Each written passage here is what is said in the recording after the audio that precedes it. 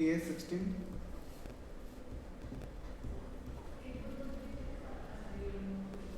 borrowing cost,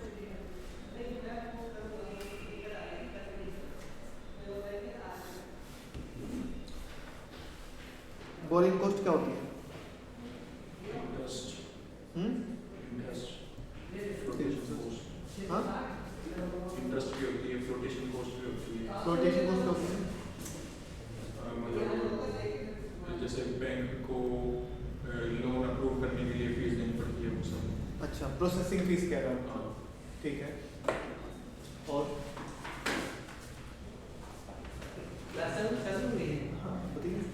हाँ बताइए। Borrowing cost तो इंटरेस्ट वाली कॉस्ट भी है। हाँ एसेट के ऊपर जो हमने लोन ले रखा है हाँ, ऐसे कुछ होता है। ठीक है, तो माइंड में क्या क्या चीज़ आती है? लेट्स सपोज मैंने कोई एसेट ली, ठीक है, उस एसेट को लेने के लिए मैंने बैंक से लोन लिया, मैंने बैंक से लिया एक मशीन लोन, ठीक है। अब मशीन लोन में मेरे खर्चे कौन कौन से आएंगे? इंटरेस्ट हाँ, इंटरेस्ट और प्रिंसिपल अमाउंट प्रिंसिपल तो मैंने लिया वो वापस दे दिया। क्या मैं प्रिंसिपल अमाउंट को प्रॉफिट एंड लॉस में हिट करूंगा? सिर्फ इंटरेस्ट को हिट करूंगा। और बैंक वाले क्या करेंगे, जब मुझे लोन सैंक्शन करेंगे तो साथ में प्रोसेसिंग फीस चार्ज करेंगे, और कई बार साल में एनुअल फीस भी चार्ज करते हैं। ठीक है, अब ये बताओ, अगर मैं एसेट परचेज कर रहा हूँ, ठीक है, तो परचेज करने पर जो मैंने बैंक से लोन लिया है, ठीक है, उस कॉस्ट को क्या उसमें कैपिटलाइज करेंगे, वो पीएल में डालेंगे? उसको लायबिलिटी बना दी। नहीं, मतलब प्रोसेसिंग फीस पे किया मैंने, वो पीएल में जाएगा। ठीक है, वो तो यार लोन में से डिडक्ट होके आ जाती है उसमें लायबिलिटी। लोन में से डायरेक्ट हो गया आपका खर्चा। मतलब लेट्स सपोज अगर मेरा जो लोन था वो सैंक्शन हुआ 10 लाख रुपए का, तो 10 लाख में से 1 लाख रुपए या फिर 10,000 रुपये मान लेते हैं प्रोसेसिंग फीस है, तो मेरे अकाउंट में कितने आ जाएंगे? 9,90,000 रुपये, और 10,000 रुपये एक तरह से मेरा एक्सपेंस तुरंत बुक हो जाता है। तो ये जो हमारा अकाउंटिंग स्टैंडर्ड है ये बात करता है अगर मेरे पास कोई भी क्वालिफाइंग एसेट है, मतलब जिसको मैं कंस्ट्रक्ट कर रहा हूँ ना कि परचेज कर रहा हूँ, ठीक है, मतलब अगर मैं सेल्फ कंस्ट्रक्शन कर रहा हूँ किसी भी क्वालिफाइंग एसेट की, तो उस सिचुएशन में जो भी खर्चे होते हैं उससे रिलेटेड टू फाइनेंस कॉस्ट, चाहे वो मेरा इंटरेस्ट हो चाहे वो मेरे अदर एक्सपेंसेस हो, उससे मुझे कैपिटलाइज करनी होती है। ठीक है, तो ये डिस्कशन करेंगे। लिखना शुरू करो डेफिनेशन। ए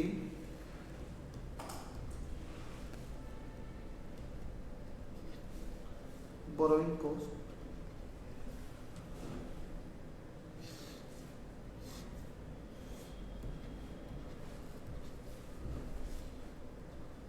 क्या होती है? Interest and other cost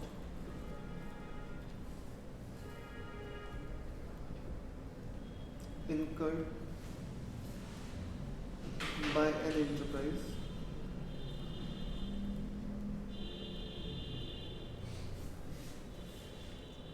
in connection with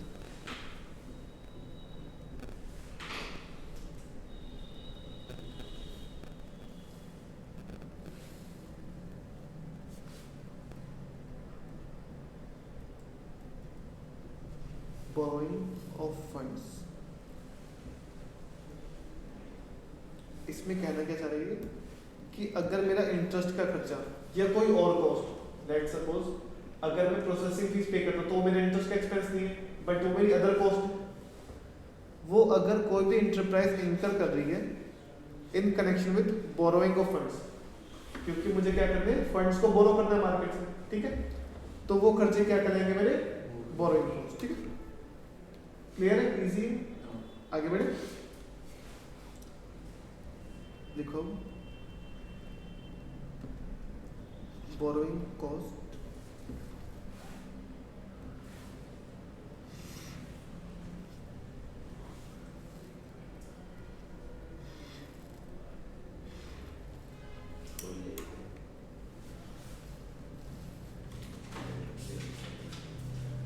ऊपर करना वो थर्ड वाला नहीं दिखा रहा बस इनका नहीं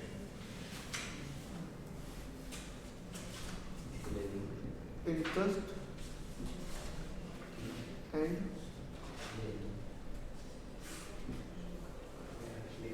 कमिटमेंट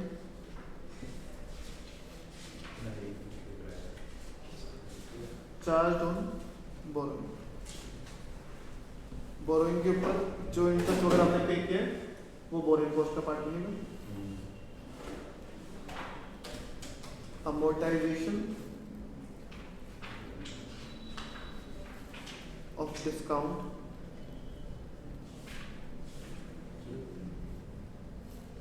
स्लैश प्रीमियम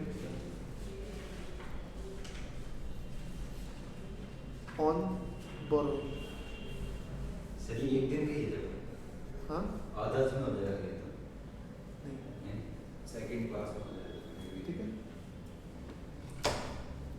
अगर कभी हम डिबेंचर्स इशू करते हैं only for our like qualifying asset तो उसमें ये कॉन्सेप्ट होता है डिस्काउंट होता है प्रीमियम होता है ना।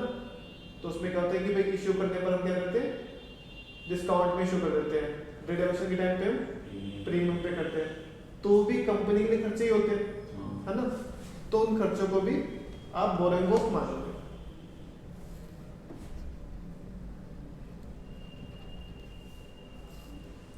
amortization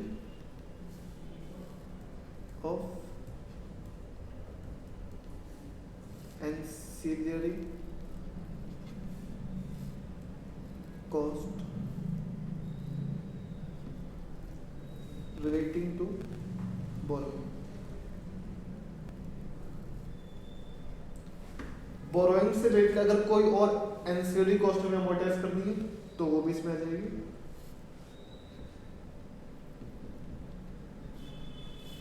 finance charges ancillary cost मतलब एंसिलरी जुड़ी हुई हाँ मतलब उससे मिलती मतलब उससे रिलेटेड कोई भी कॉस्ट है ठीक है। जैसे मिसलेनियस होता है ना वैसे एंसिलरी वैल्यूज होते हैं हमारे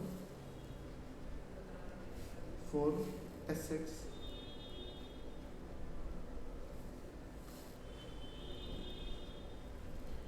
acquired on फाइनेंस लीज कि अगर कोई भी मैंने फाइनेंशियल चार्जेस पे किए किसी एसेट को एक्वायर करने पे जो मैंने फाइनेंस लीज में ले रखी है।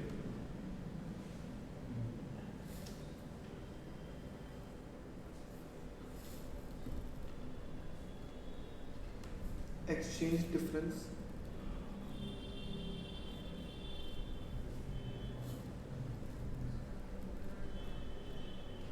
to extend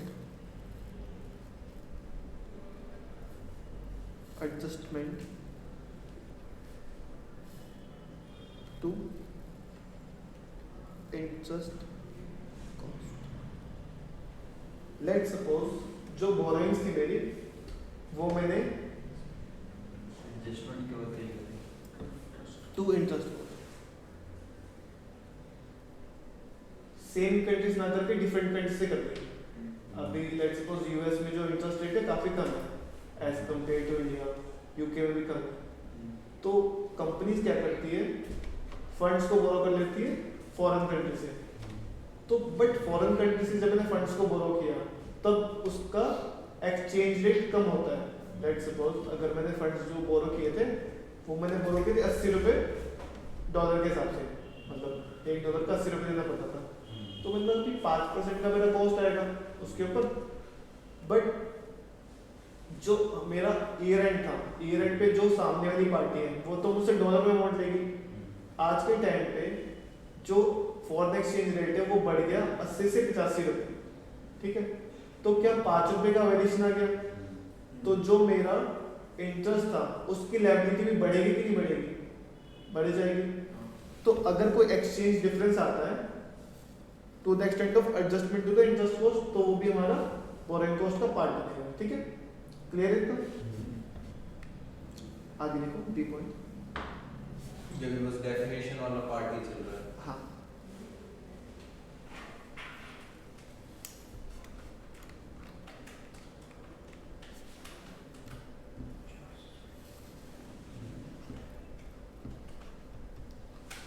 क्वालिफाइंग एसेट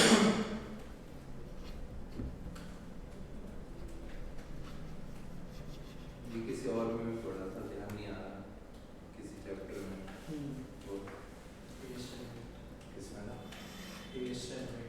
अच्छा, क्वालिफाइंग एसेट इंक्लूड नहीं करते उसमें। हाँ क्वालिफाइंग एसेट की बोरिंग कॉस्ट इंक्लूड करते हैं एसेट की। अच्छा, क्वालिफाइंग एसेट की बोरिंग कॉस्ट पीपी में ऐड होती है। लिखो एसेट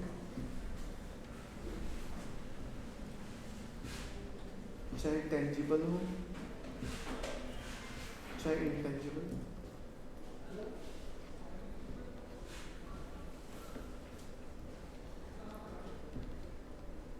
नेसेसरी, मतलब टेंजिबल और इंटेंजिबल का क्या मतलब है एसेट्स में?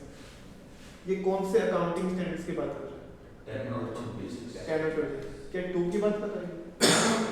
इन्वेंटरी थी। 2 की बात नहीं कर रहे हैं, ठीक है, बट 2 भी इसके अंदर आ सकती है स्पेसिफिकेशन में, ये पढ़ेंगे, ठीक है। Necessary takes substantial period of time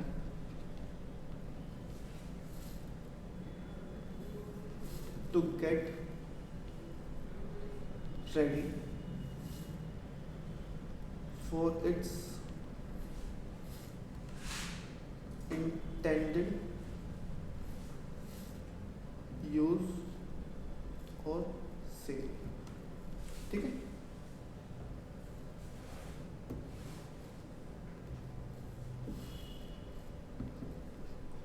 usually 1 year।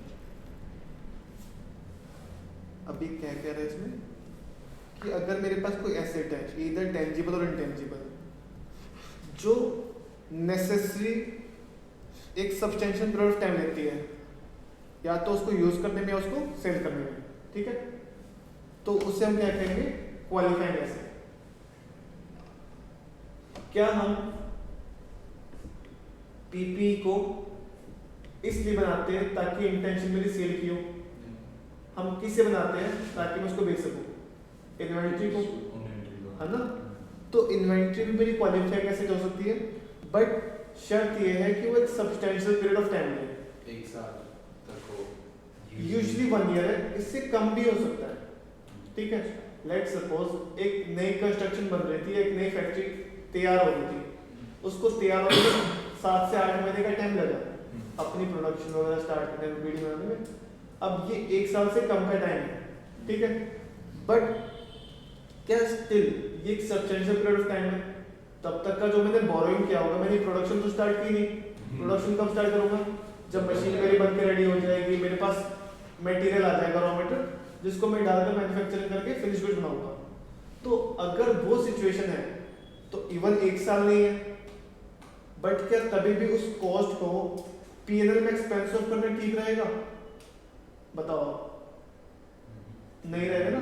तो उससे आप क्वालिफाइंग एसेट मान सकते हैं, ठीक है। Don't take it as a thumb rule कि 1 साल होना चाहिए, 1 साल से ज्यादा चाहिए, 1 साल से कम भी हो सकता है, ठीक है। मेरे इंटेंशन समझो, मतलब सेल के लिए नहीं होना चाहिए, सेल के लिए भी हो सकता है, सेल के लिए, लेकिन वो तो तुरंत ही निकाल लेंगे। और लेकिन अगर सेल के लिए जो मैं बना रहा हूँ उसमें ज्यादा टाइम लग रहा है, जैसे मैं क्या करता हूँ, मेरा काम है कैपिटल मशीनरी बनाने का, हैवी मशीनरी बनाता हूँ मैं R&D करके। तो जब मैं क्या कर रहा हूँ, एक इनोवेशन में काम कर रहा हूँ, बड़ी हैवी कैपिटल मशीनरी बना रहा हूँ, तो पॉसिबिलिटी है कि उस हैवी मशीनरी को बनाने में मुझे 1.5-2 साल लग जाए एक मशीन को बनाने में। तो अगर उस मशीन को बनाने के लिए मैंने कोई बोरिंग कर रखी है, even though what is my intention is for sale, but क्या मैं इससे रिलेटेड इंटरेस्ट को इसमें कैपिटलाइज कर सकता हूँ? ठीक है ना। तो इन्वेंट्री में भी हम उसमें एक्सपेंस ऑफ करने की जगह उसके अंदर कैपिटलाइज कर सकते हैं, उसकी कॉस्ट का पार्ट बना सकते हैं, ठीक है। जैसे आपने बताया था कि इन्वेंट्री में क्या होता है कि हम यूजुअली कॉस्ट का पार्ट बनाते हैं, लेकिन अगर उसमें सब्सटेंशियल पीरियड ऑफ टाइम लगता है तो आप उसमें कॉस्ट में ऐड कर सकते हो। यहाँ तक बताओ, कोई डाउट, कुछ समझ में नहीं आया हो, आगे बढ़े।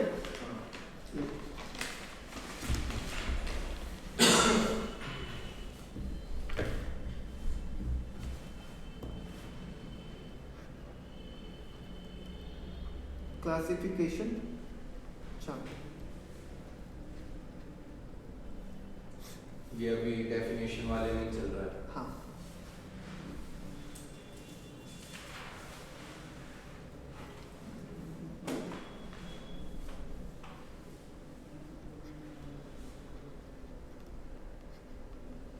particulars, is it a qualifying asset?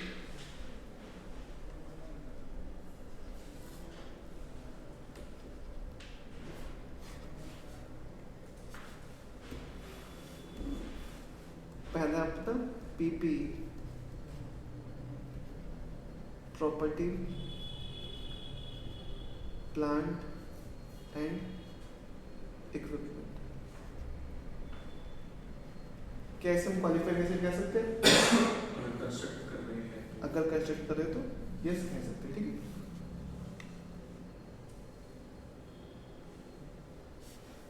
Next है हमारा इंटेंजिबल असेट्स। क्योंकि अगर लेट्स सपोज मैं एक्वायर करूंगा तो सब्सटेंशियल पीरियड ऑफ टाइम थोड़ा ना लेगा, मैं तो बनी बनाई चीज ले रहा हूँ, है ना, तो क्वालिफाइड एसेट मानी ही नहीं जाएगी। वो तो जस्ट पेमेंट की और मेरे पास मशीनरी आ गई, that is acquisition and it will not take substantial period of time. Its always the construction और building, that build something which takes usually a long period of time, ठीक है।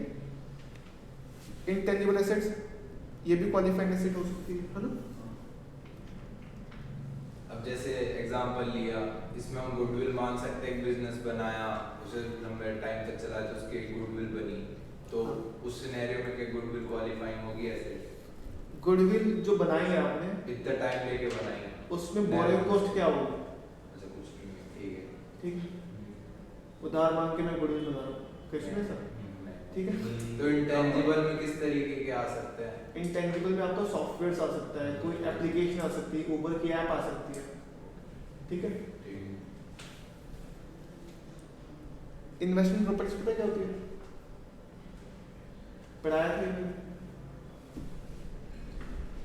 ऐसी कोई प्रॉपर्टी, लैंड, बिल्डिंग जिसको मैंने purchase किया है to gain और करने गेन, मतलब इसको मैं प्रोडक्शन में लगा चाहता, ये मेरी इन्वेस्टमेंट प्रॉपर्टी, इसको मैं बाद में जाकर एक हाई प्राइस पे रीसेल कर दूंगा, ठीक है। ये तो परचेज या रेंटल के लिए, ये तो परचेज ही हो गई फिर। नहीं, मैंने क्या किया, परचेज कर लिया, रेंटल भी होता है इसमें, ठीक है।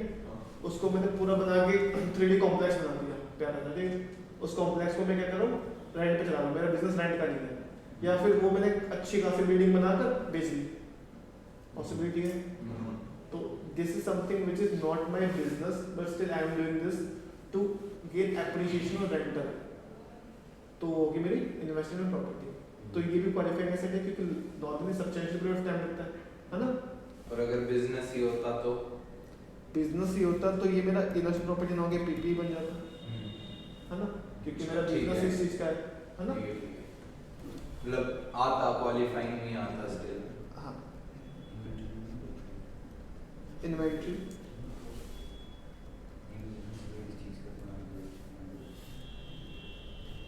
if they require a substantial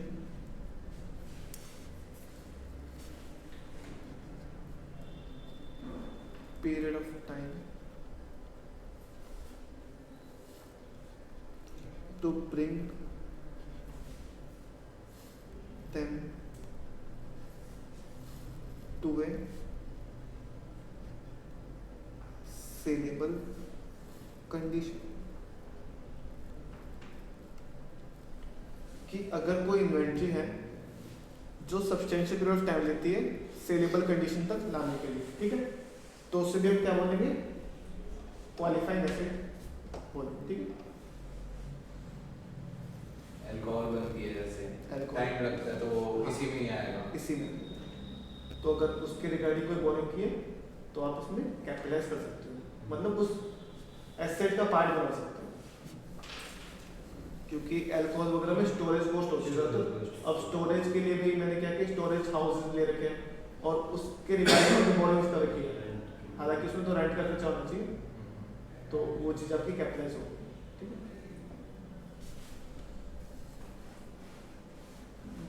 next है आपका इन्वेस्टमेंट्स। इन्वेस्टमेंट्स मेरे यूजली फाइनेंशियल एसेट्स होते हैं, ठीक है, तो मेरी क्वालिफाइड एसेट नहीं होती,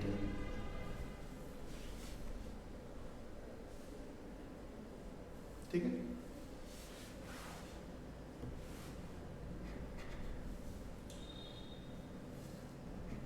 Assets that are ready for use / sale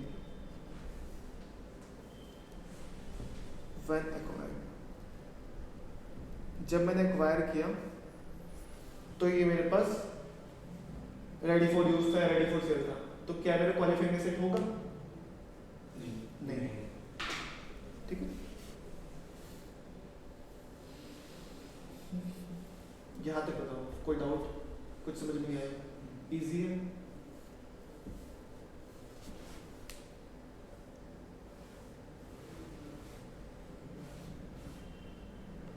second point, scope.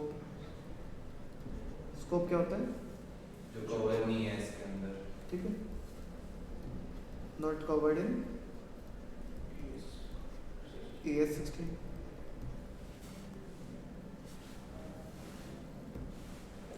A point है हमारे इसमें,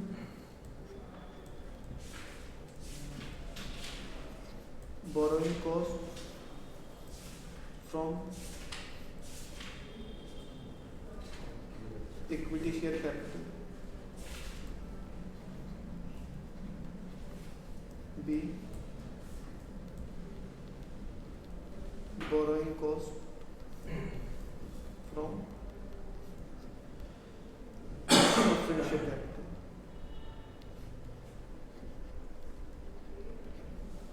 ठीक है।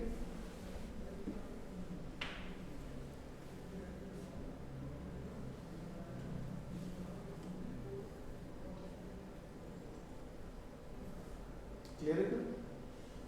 आगे बढ़े।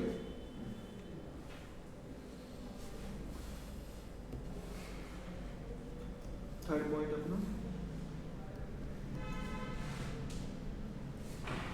एक्सचेंज डिफरेंस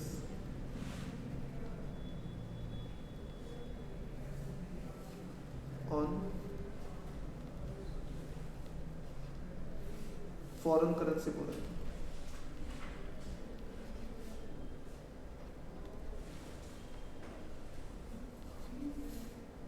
अभी हमने ऊपर डिस्कस किया था ब्रीफली, है ना, एक्सचेंज डिफरेंस हो सकता है, तो उसमें क्या करना?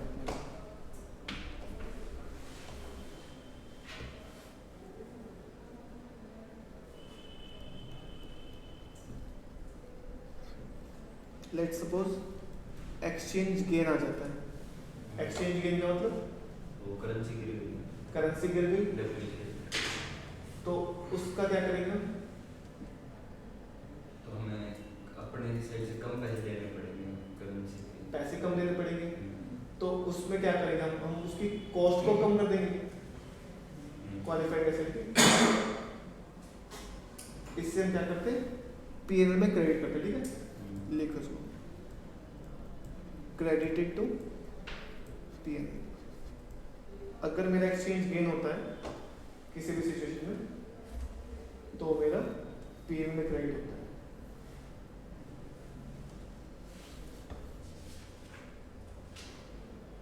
डन है? ये जो यूजुअल मतलब जो टर्म है ना एक्सचेंज गेन, ये रिलेट कर रखा है इन्होंने प्रिंसिपल पेमेंट से।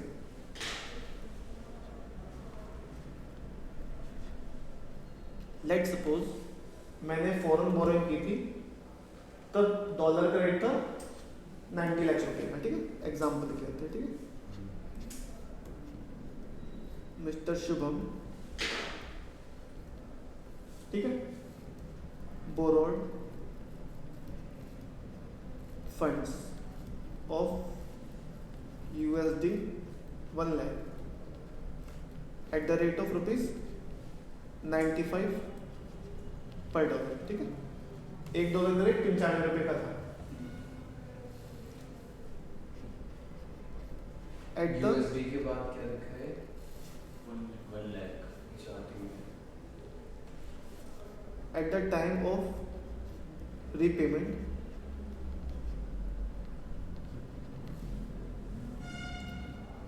USD fall to rupees 90 पर डॉलर। जब हम रीपे करने पे आए तो वो मेरा USD 95 की जगह 90 रुपये हो गया, ठीक है। अब इस सिचुएशन में मेरे बुक्स ऑफ अकाउंट्स में लोन कितने रुपए का खड़ा होगा? 95 लोन आउटस्टैंडिंग जो होगा मेरी बैलेंस शीट में,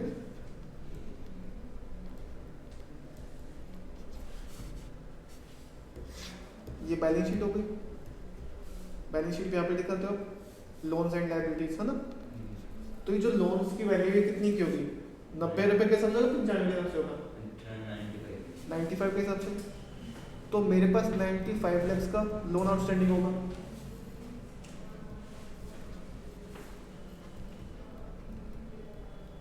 अब मैं इसकी पूरी पेमेंट कर रहा हूँ at the time of full payment.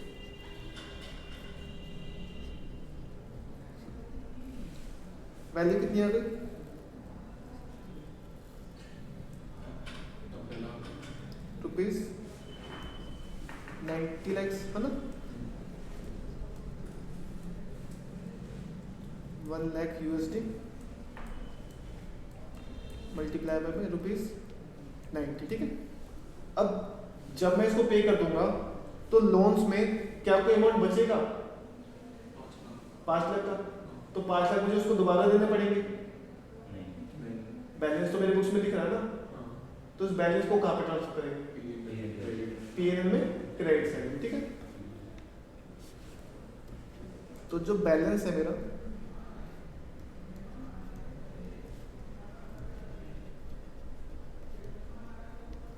Need to transfer to PNL। क्या तक बताओ, कोई डाउट? क्लियर है, इजी था, ठीक है।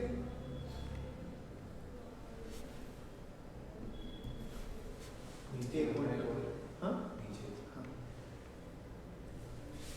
वैल्यू क्या लिखी है? 90 लाख।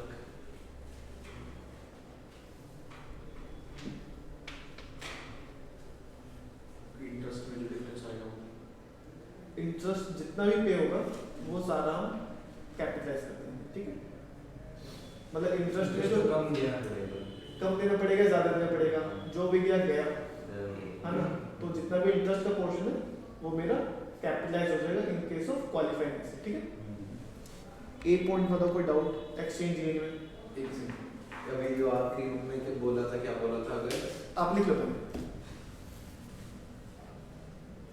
शुभम एक पानी की बोतल, गर्म पानी दे।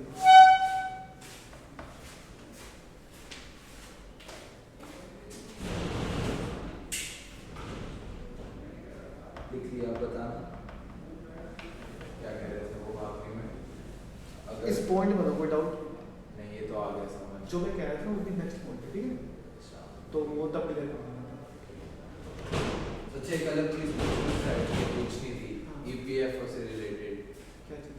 जैसे उसमें एक तो होता है एम्प्लॉय का पार्ट, एक होता है एम्प्लॉयर का, और एक अलग सा फंड होता है तीसरा वाला, और एक इंटरेस्ट। तो जब जॉब कर रहे होते तो सिर्फ अपना विड्रॉ कर सकते हैं, तो वो बाकी वाला करना हो तो आपको पता है शायद से विदिन 60 डेज की लिमिट होती है अगर आप डेट ऑफ एग्जिट जो मार्क हुई होगी हाँ। पोर्टल पे। हम्म। ठीक है। हाँ, फुल एंड फाइनल हो गया ना? हाँ, बेटा उड़ा भी दिए, ठीक है। 20,000 आए थे। नेक्स्ट लिखो। ए पॉइंट क्लियर है आपको? बी पॉइंट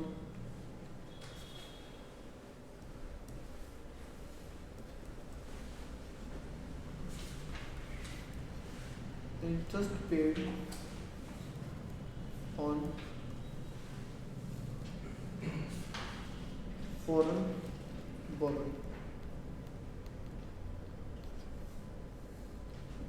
अगर फॉरेन बोरोइंग के ऊपर इंटरेस्ट पे किया है, ठीक है,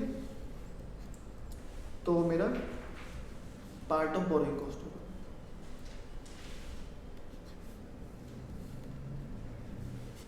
क्लियर है? इंटरेस्ट हो सकता है एफएक्स की वजह से ज्यादा देना पड़े, कम देना पड़े, जो भी मेरे अकाउंट से कटा वो सारा का सारा मैं कैपिटलाइज कर दूंगा, ठीक है।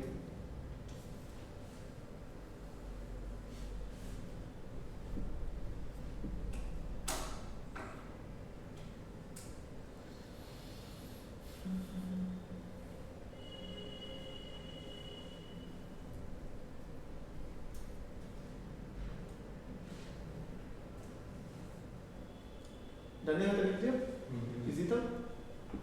नेक्स्ट पॉइंट लिखो, सी एक्सचेंज डिफरेंस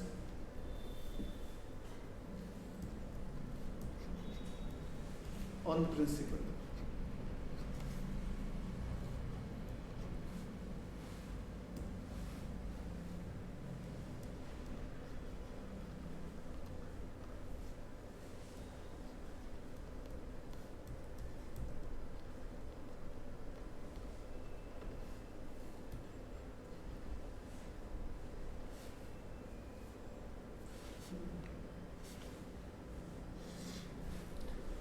ये मेरा डिपेंड होता है डिफरेंस के ऊपर, ठीक है।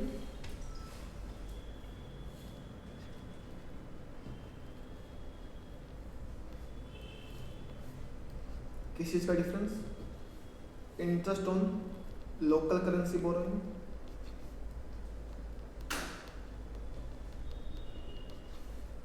माइनस में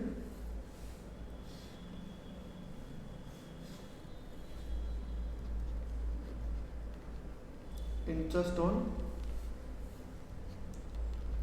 फॉरेन करेंसी बोरोइंग।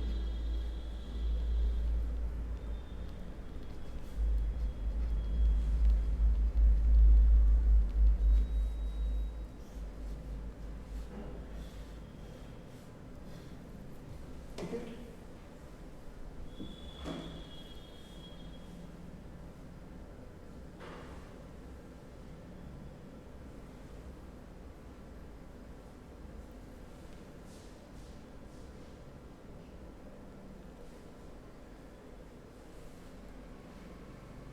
लिखिए इतना। इस पूरे को हम मान लेते हैं ए, मान सकते हैं, ठीक है। अब इस पे एक टर्म लिखी है हमने लोकल करेंसी बोरोइंग, ठीक है। लेट सपोज मैंने जब फॉरेन से बोरोइंग की तो मुझे इंटरेस्ट लग रहा है 5% का, बट अगर मैं लोकल में परचेस करता हूँ या लोकल में बोरोइंग लेता हूँ तो मुझे रेट क्या 5% का मिलेगा, ज्यादा का मिलेगा?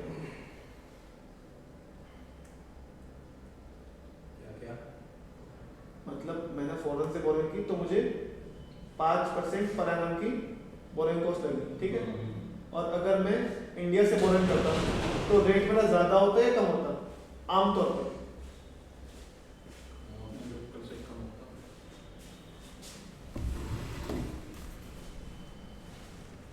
अब ये बताओ, कोई व्यापारी ऐसे होगा कि इंडिया में जो रेट लग रहा है वो 3% या 2% का लग रहा है, फॉरेन में 5% का रेट लग रहा है जो जेब से जाना है, फिर भी वो फॉरेन से परचेस कर रहा हो, बोरिंग कर रहा हो, क्या व्यापारी इतना बेवकूफ होता है?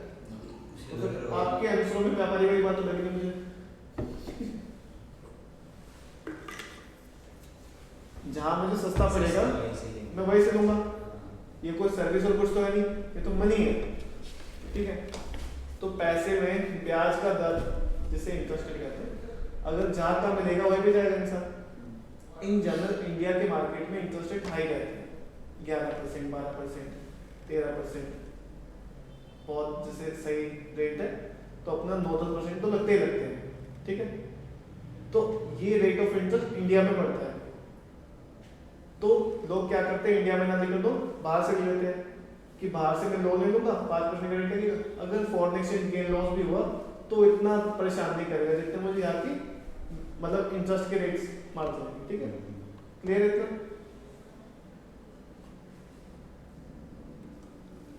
तो इन जनरल जो लोकल करेंसी बोरोइंग है वो मेरी हाई होती है as compare to foreign currency borrowings, ठीक है।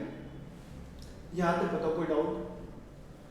मतलब ऐसा नहीं है कि इंडिया से ज्यादा रेट ऑफ इंटरेस्ट नहीं उसका बाहर, हो सकता है किसी और कंट्री में होता है, इतने सारे कंट्री, बट हम वहीं से परचेस करेंगे जहाँ पे हमें पड़ता खाता होगा, इतना तो क्लियर है।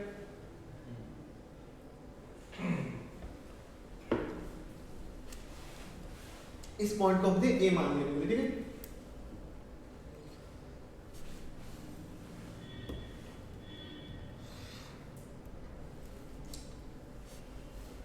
लिखो if exchange difference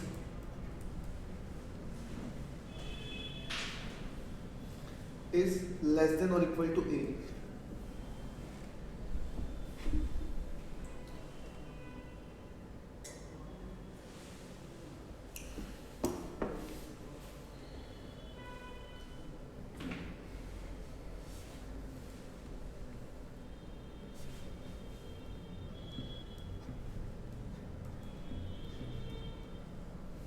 entire exchange difference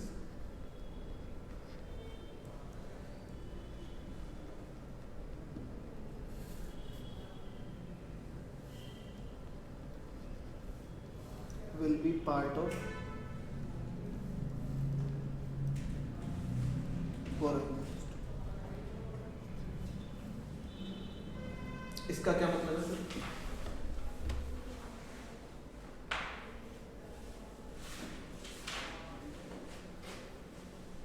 नीचे करना।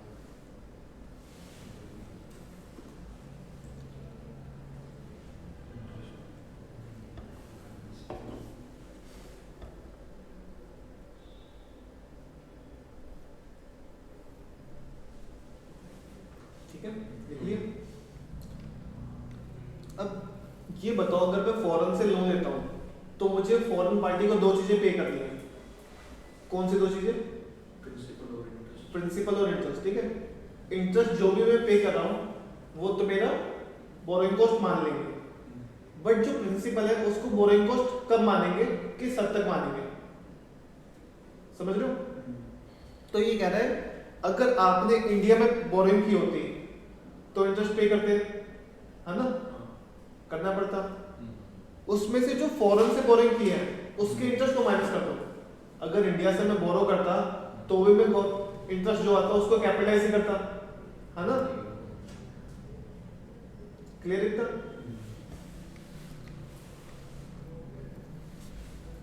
तो जो इन दोनों का डिफरेंस है उस हद तक आप प्रिंसिपल को क्या कर दो, कैपिटलाइज कर दो। अब लेट्स सपोज जो इन दोनों का डिफरेंस है वो आया 5 लाख रुपए, मतलब जो मेरा इंटरेस्ट ऑन लोकल करेंसी था वो था 15 लाख रुपए का। लेट्स से ये आ गया मेरा 15 लाख रुपए में, ठीक है।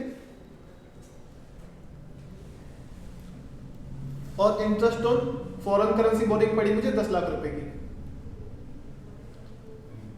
तो अगर मैं इंडिया से बोरो करता तो कितने अमाउंट को मैं कैपिटलाइज कर सकता था? 15 लाख को। अभी मैं कितने हद तक कैपिटलाइज कर चुका हूं? 10। कितने का एक्सपोजर है कैपिटलाइजेशन का? 5 लाख। अब जो मेरे प्रिंसिपल में एक्सचेंज डिफरेंस आया है वो आ रहा है सिर्फ 3 लाख रुपए का, मतलब वो मेरे ए से कम आ रहा है, मतलब इन दोनों का डिफरेंस 5 लाख आया, 5 लाख से कम का मेरा डिफरेंस आ रहा है। तो कह रहे हैं इंटायर अमाउंट को कैपिटलाइज कर दो। इंटायर अमाउंट 3 लाख का या 5 लाख का? 3 लाख, ठीक। मतलब जितने का मेरा लॉस हुआ उतना ही तो मैं करूंगा ना। क्या समझा नहीं है 3 लाख कैसे? एक्सचेंज डिफरेंस जो था मेरा एक्चुअल में वो 3 लाख रुपए का, ठीक है। तो ये कह रहा है कि जितना भी आपका एक्सचेंज डिफरेंस है वो पार्ट ऑफ बोरोइंग कॉस्ट मान लो, ठीक है।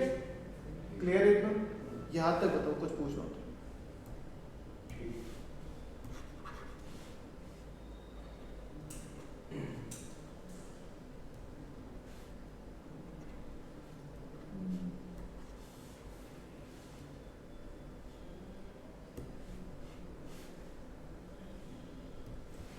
क्लियर है?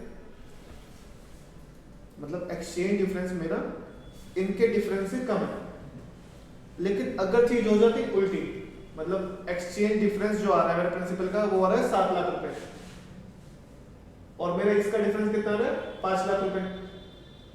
तो इस सिचुएशन में अगर मैं ये अलाउ कर दूं कि पूरे अमाउंट को कैपिटलाइज कर दो, तो क्या वो चीज ठीक रहेगी? तो हम कितने हद तक कैपिटलाइज करवाएंगे? जितना इनका डिफरेंस है, और बाकी बचे हुए को पी बस पता दो।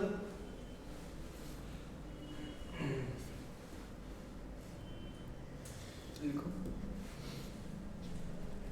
If exchange difference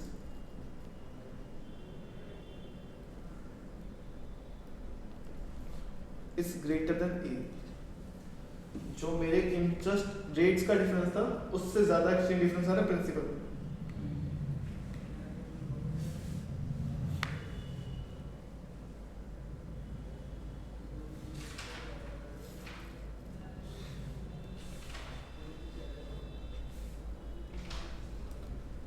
to the extent of A, जितना A की वैल्यू है उतने अमाउंट को क्या कर दो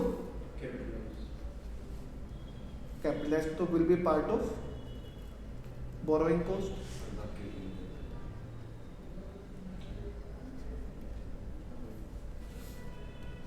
जो मेरी बैलेंस फिगर बची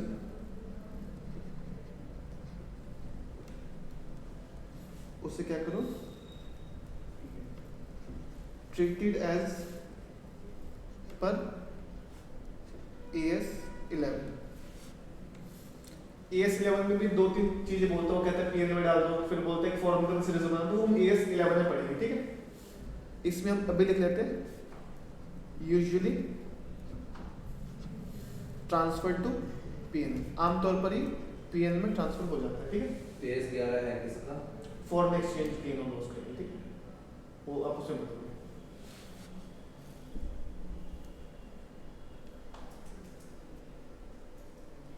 यहाँ तक बताओ, कुछ समझ में नहीं आया, ठीक है। डिवाइस कर लेते तो सबसे पहले AS16 बोरिंग कॉस्ट का था। बोरिंग कॉस्ट क्या होती है मेरी? इंटरेस्ट या कोई और कॉस्ट जो इनकर किए एंटरप्राइज ने in connection with the borrowing of funds, ठीक है। बोरोइंग कॉस्ट क्या हो सकती है? इंटरेस्ट या कोई कमिटमेंट चार्जेस बोरोइंग पर पे की, या कोई हमने डिस्काउंट या प्रीमियम बोरोइंग का अमोर्टाइज कर दिया, या कोई ancillary cost related to borrowing मैंने अमोर्टाइज कर दी, या फाइनेंस लीज की एक्विजिशन में कोई फाइनेंस चार्जेस पे कर दिया हमने, या जो भी exchange difference to the extent of adjustment to the interest cost हम बोरोइंग कॉस्ट मानेंगे, ठीक है। फिर बात की हमने क्वालिफाइंग एसेट की। क्वालिफाइंग एसेट क्या होती है? वो एसेट जो टेंजिबल या इंटेंजिबल कुछ भी हो सकते हैं, जो यूजुअली हमारा सब्सटेंशियल पीरियड ऑफ टाइम लेते हैं बनने के लिए, और ये अब जब रेडी हो जाते हैं, ठीक है, उसके बाद या तो हम उसको यूज कर सके या इसको सेल कर सके, ठीक है। फिर हमने इसके एग्जांपल पढ़े थे कि पीपी क्वालिफाइंग एसेट हो सकता है, इंटेंजिबल एसेट्स हो सकते हैं, इन्वेस्टमेंट प्रॉपर्टी हो सकती है। इन्वेंट्री कब होगी? अगर उसे बनने में सब्सटेंशियल पीरियड ऑफ टाइम लगता है, ठीक है। इन्वेस्टमेंट्स नहीं होगी, और अगर कोई एसेट मैंने एक्वायर की है जो रेडी फॉर यूज है या रेडी फॉर सेल है जब मैंने उसको एक्वायर किया, तो उसे भी हम क्वालिफाइंग एसेट नहीं मानेंगे, ठीक है। कौन कौन सी चीजें AS16 में कवर नहीं है? Borrowing cost from equity share capital, borrowing cost from preferential capital. फिर बात की हमने एक्सचेंज डिफरेंस की, तो हमने कहा कि एक्सचेंज गेन हुआ है यूजुअली प्रिंसिपल पे, तो उससे हम पीएल में क्रेडिट कर लेंगे। अगर इंटरेस्ट का एक्सपेंस है तो उसे पार्ट ऑफ बोरोइंग कॉस्ट मानेंगे, और अगर एक्सचेंज डिफरेंस प्रिंसिपल पे है, मतलब एक्सचेंज लॉस की बात कर रहा है, ठीक है, तो वो डिपेंड करेगा कि मेरा interest on local currency borrowing कितनी है और interest on foreign currency borrowing कैसी, इन दोनों का डिफरेंस। तो अगर इन दोनों का डिफरेंस मेरा एक्सचेंज गेन से, ठीक है, ज्यादा है तो अच्छी बात है, जितना एक्सचेंज गेन है उतने को पीएल में ट्रांसफर दो। बट अगर मेरा एक्सचेंज गेन, मतलब sorry exchange difference, exchange gain करो, एक्सचेंज डिफरेंस या फिर फॉरेन एक्सचेंज लॉस जो है वो मेरा इन दोनों के डिफरेंस से भी ज्यादा है, तो इन दोनों के डिफरेंस तक तो अमाउंट में पार्ट ऑफ बोरोइंग कॉस्ट मानूंगा, और जो बैलेंस फिगर है उसे मैं पीएल में राइट ऑफ कर दूंगा, जो एज पर AS11 ट्रीटमेंट होती है।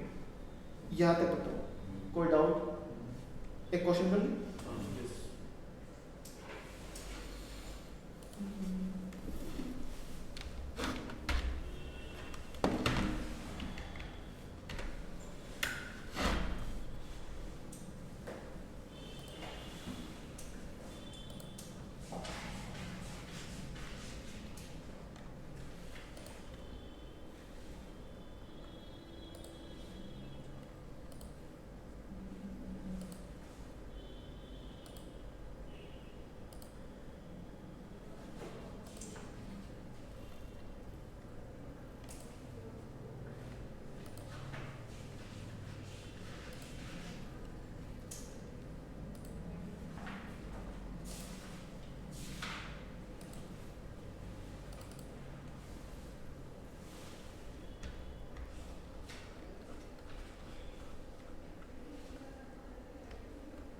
ये एक एग्जांपल है, देख लीजिए।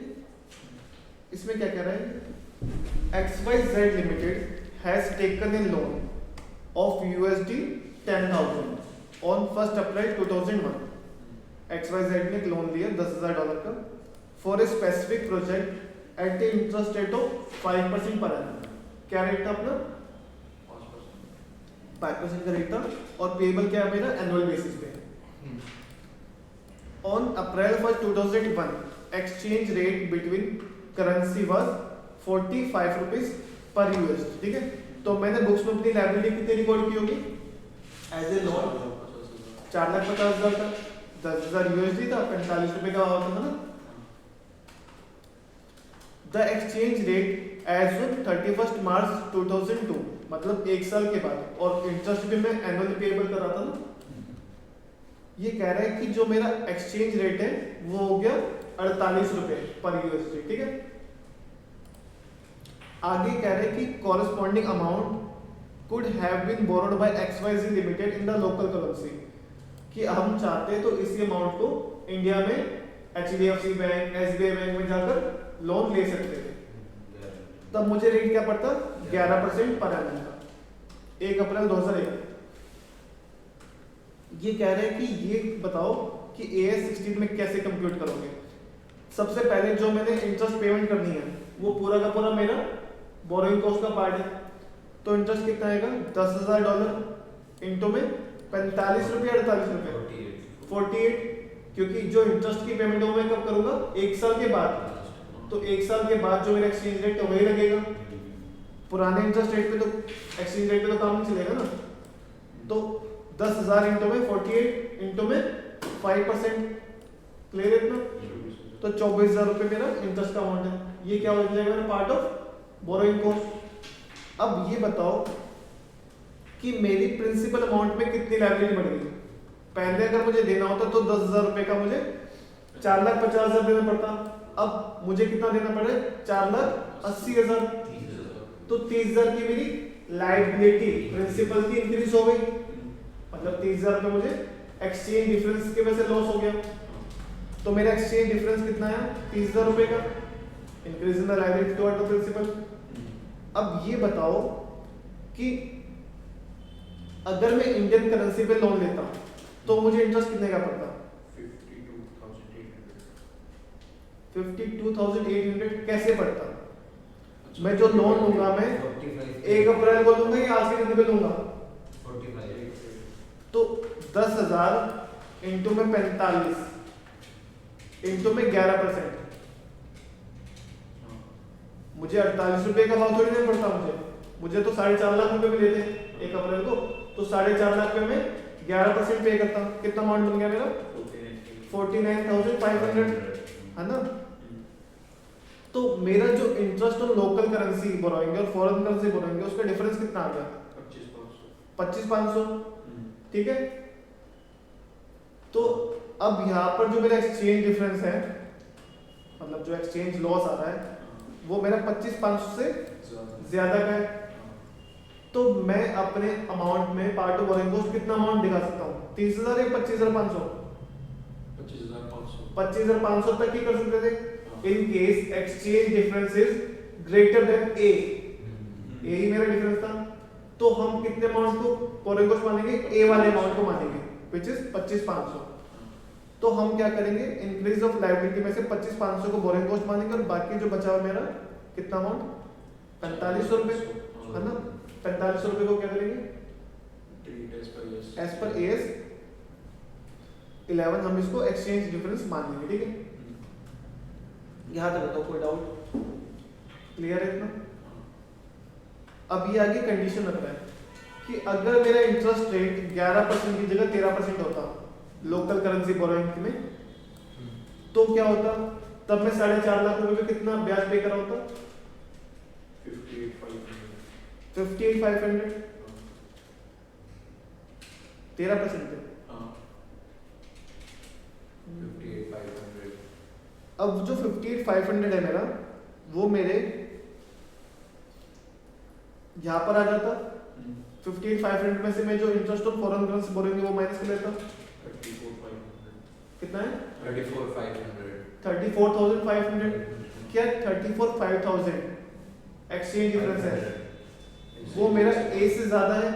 हाँ हाँ कम है। एक्सचेंज डिफरेंस जो है वो मेरा कम है। हाँ। तो उस सिचुएशन में जो मेरा पूरा अमाउंट है, कितना अमाउंट है इंक्रीज इन लायबिलिटी? 30,000 रुपए, हाँ। ये ना हाँ। 30,000 का तो मुझे एफएक्स का लॉस हुआ है प्रिंसिपल में, हाँ। इसको क्या करते हैं इसको बोरिंग बोरिंग कॉस्ट मान लेते हैं, ठीक है? क्लियर है इतना? पूरा 30,000। पूरा 30,000, ठीक है? तो इसमें कह रहे हैं कि difference between interest on local currency और फॉरेन करेंसी बोरिंग क्या बन जाती है मेरी 34,500, जैसा आपने बोला वो मेरी एक्सचेंज डिफरेंस 30,000 से ज्यादा है, तो जितने का एक्सचेंज डिफरेंस है वो सारा मेरा बोरिंग कॉस्ट का पार्ट बन जाता है। तो अगर 11% का रेट है तो मेरा बोरिंग कॉस्ट टोटल कितना होगा? एक तो मेरा इंटरेस्ट बन गया 24,000 रुपए और सेकंड मेरा 25,500, दोनों का टोटल कितना हुआ?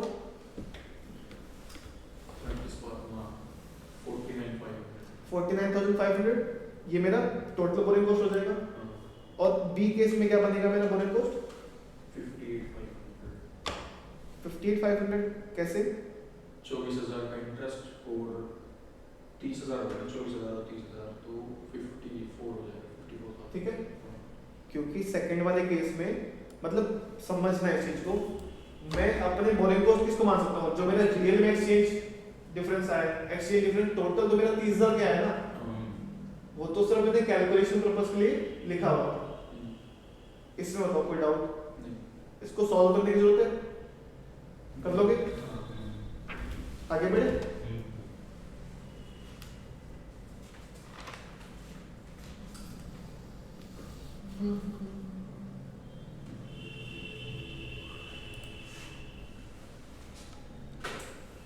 पांच में उभरेंगे